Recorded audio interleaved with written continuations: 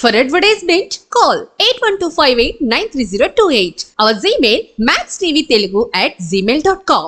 Max TV భక్తి ప్రేక్షకులకు నమస్కారం. ఈరోజు మనతో పాటు ఉన్నారు ప్రముఖ వాస్తు జ్యోతిష్య పండితులు, పంచాంగకర్త బ్రహ్మశ్రీ నాయకంటి మల్లికార్జున శర్మ గారు. నమస్కారం గురుగారు. నమస్కారం అమ్మా. గురుగారు, మే 6వ తారీఖు మాస శివరాత్రి, దీని విశిష్టత గురించి మాకు తెలియజేస్తారా? తప్పకుండా అమ్మా. ఓం శ్రీ గురుభ్యో నమః. ఇక్కడ మాస శివరాత్రి రోజున ప్రత్యేకంగా శివుడి యొక్క ఆరాధన ప్రాధాన్యత అనేది ఒకటి ఉంటుంది. అంటే ఏదైనా సరే ఆ రోజున చతుర్దశి వ్యాప్తి అంటే నిషీధ వ్యాప్తి అనేది ఒకటి ఉండాలి. అంటే అర్ధరాత్రి సమయం అనేది ఒకటి ఉండాలి. అంటే చతుర్దశి అనేది నిషీధ వ్యాప్తి అంటే అర్ధరాత్రి సమయంలో ఉన్నదాన్నే మనం తీసుకోవాలి. మహాశివరాత్రికి ప్రత్యేకత అంటే మహాశివరాత్రి, మహాశివరాత్రి అంటే మాస శివరాత్రి కంటే గొప్పది మహాశివరాత్రి అంటారు. ఇప్పుడు మనం మహాశివరాత్రి గురించి మాట్లాడదాం. చతుర్దశి వ్యాప్తి అనేది నిషీధ సమయంలో ఉండాలి, ప్రదోష కాలంలో కాదు. ప్రదోష కాలం అంటే సాయంత్రకాలంలో కాదు, అంటే అర్ధరాత్రి సమయంలో ఉన్నదాన్ని తీసుకొని మనం మాస శివరాత్రిగా మనకి ఈ స్కాంధంలో చెప్పబడింది. ముఖ్యంగా సద్యోజాత వామదేవ అఘోర తత్పురుష ఈశాన్య అంటే పంచముఖాలతో ఏర్పడిన వాడే పరమేశ్వరుడు. పరమేశ్వరుడికి పంచముఖాలతో అంటే ఎటు విభూతి రేఖలని ఉంటాయో అటు చూస్తుంటాడు. అంటే సద్యోజాత వామదేవ అఘోర తత్పురుష ఈశాన్య అంటే పంచముఖాలతోటి కలిగిన వాడు పరమేశ్వరుడు. అంటే ఎటువైపు విభూతి రేఖలనే పెడతామో అటు చూస్తుంటాడట స్వామివారు. అంటే ఇక్కడ శైవాగమ శాస్త్రం ప్రకారంగా పరమేశ్వరుడి యొక్క ఆరాధన ఒకటి, కైంకర్యాలు అలానే ప్రదక్షిణాలు మిగతా దేవతల కంటే కూడా వేరు విధాలుగా ఉంటాయి.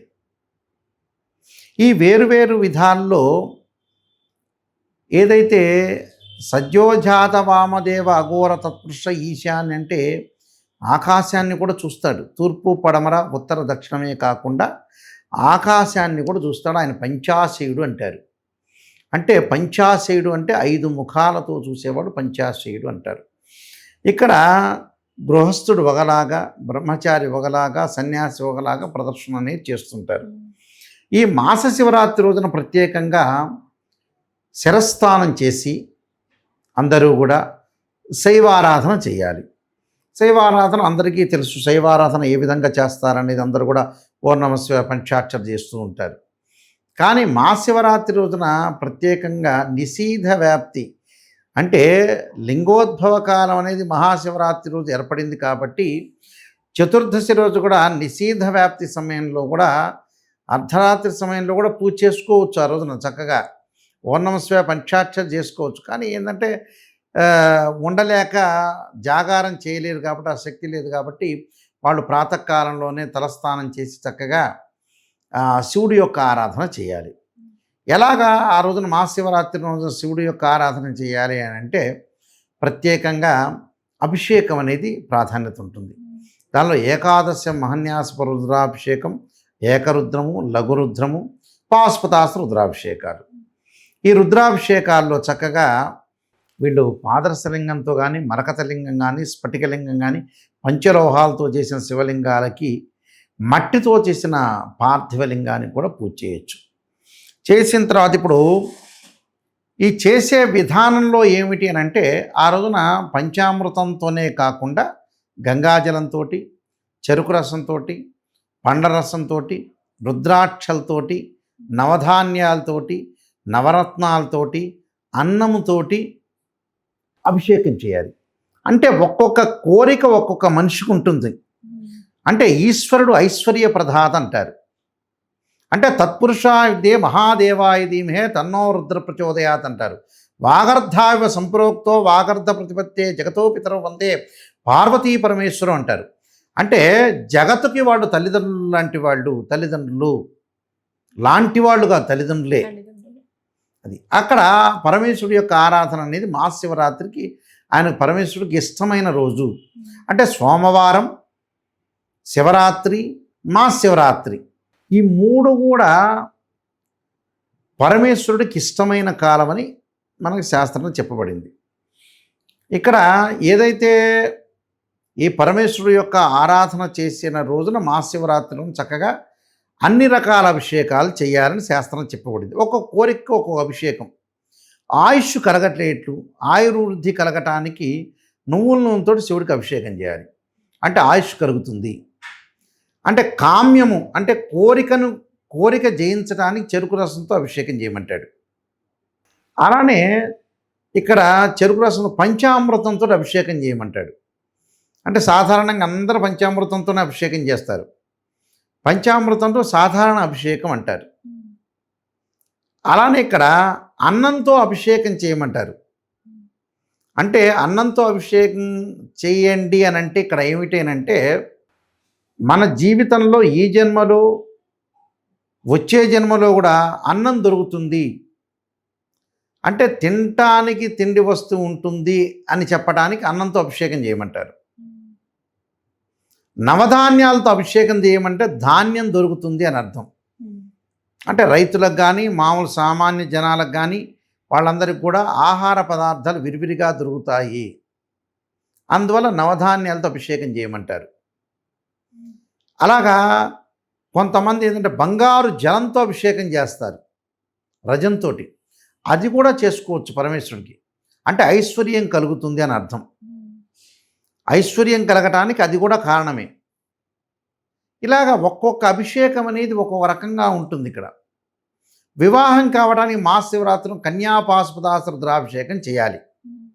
అంటే ఒక వరుడు కన్యాపాశుపతాస రుద్రాభిషేకం చేస్తే మంచిది. మరి అమ్మాయి వరపాశుపతాస రుద్రాభిషేకం చేయాలి. మహాశివ అఘోర గౌరీపాశుపతాస రుద్రాభిషేకం చేయొచ్చు. ఆరోగ్యం బాగలేని వాళ్ళు త్రయంబక పాశుపతాస రుద్రాభిషేకం.